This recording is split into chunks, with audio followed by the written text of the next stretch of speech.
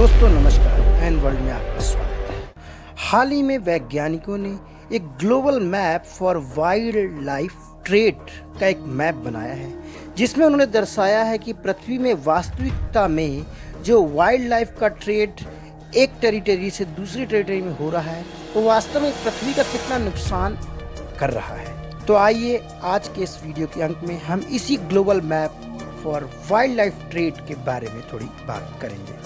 दोस्तों अभी तक आपने हमारा चैनल सब्सक्राइब नहीं किया है तो कृपया हमारे चैनल को सब्सक्राइब कर दें और बेल आइकन को ज़रूर दबाएं, क्योंकि नई नई अपडेट्स आप तक पहुंचती रहें। हमारे पृथ्वी में ऐसे बहुत सी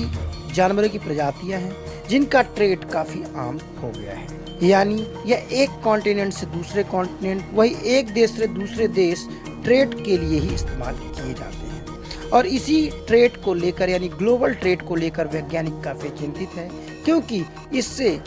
वन्य जीवों की प्रजातियां प्रभावित हो रही हैं, साथ ही इससे धरती के इकोसिस्टम पर भी इसका असर पड़ रहा है। यानी वैज्ञानिकों ने इससे होने वाले संभावित नुकसान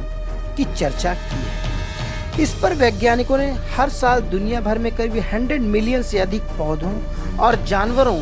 का जो कानूनी तरीके से या अवैध तरीके से जो व्यापार होता है इस पर जोर दिया है, यानी इसके डेटा को कलेक्ट करके एक ग्लोबल मैप बनाया है। इसी तरह का जो ग्लोबल मैप वैज्ञानिकों ने रिसर्च करके समूची दुनिया में ही इस बात पर बहस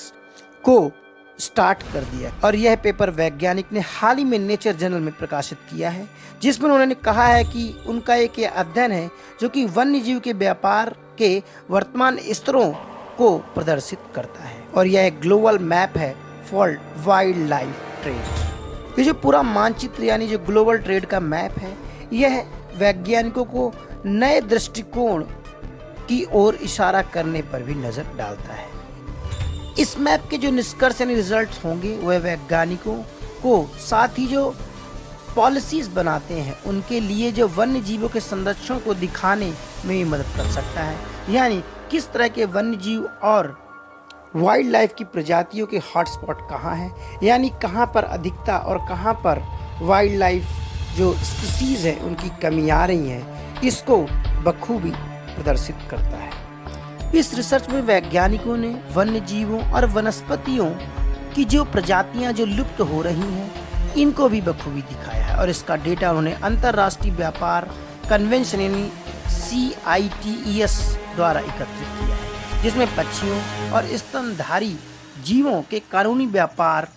के डेटा को इकट्ठा किया गया है। इस रिसर्च पर वैज्ञानिकों का कहना है कि वन्य जीव व्यापार की समग्र स्थिरता को मापते समय व्यक्तिगत प्रजातियों को अलग थलग नहीं मापा जा सकता, यानी इन समूची प्रजातियों को एक समग्रता से देखना होगा और जब समग्रता से देखने के बाद जो मैप निकल के आता है वो काफ़ी आश्चर्यजनक और हैरान कर देने वाला है। यानी ये जो प्रजातियां हजारों लाखों साल से किसी एक टेरिटरी पर पाई जाती रही हैं, लेकिन उसी टेरिटरी पर अब उन प्रजातियों की कमी देखी जा रही है, जिससे समूची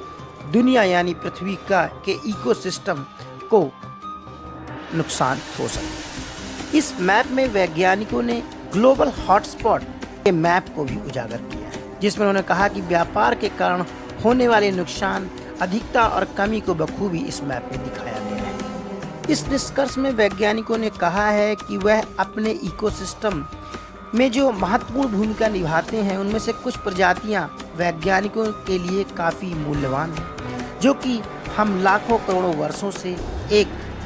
इवोल्यूशनरी हिस्ट्री को हम खोना नहीं चाहते। इसलिए ग्लोबल ट्रेड मैप में जो हॉटस्पॉट दिखाए गए हैं उनमें वैज्ञानिकों और पॉलिसी मेकर्स को काफ़ी ध्यान देना चाहिए, ताकि ग्लोबल ट्रेड होते समय कहीं पर यानी किसी टेरिटरी में किसी वन्य जीव की इतनी कमी ना आ जाए कि वह पूरी तरह से विलुप्त हो जाए। तो दोस्तों ये थी बात इस रिसर्च की, जिसमें वैज्ञानिकों ने एक ग्लोबल मैप बनाया है जिसमें वाइल्ड लाइफ में वनस्पतियों और वन्य जीवों के ट्रेड को बखूबी दिखाया गया है। नमस्कार।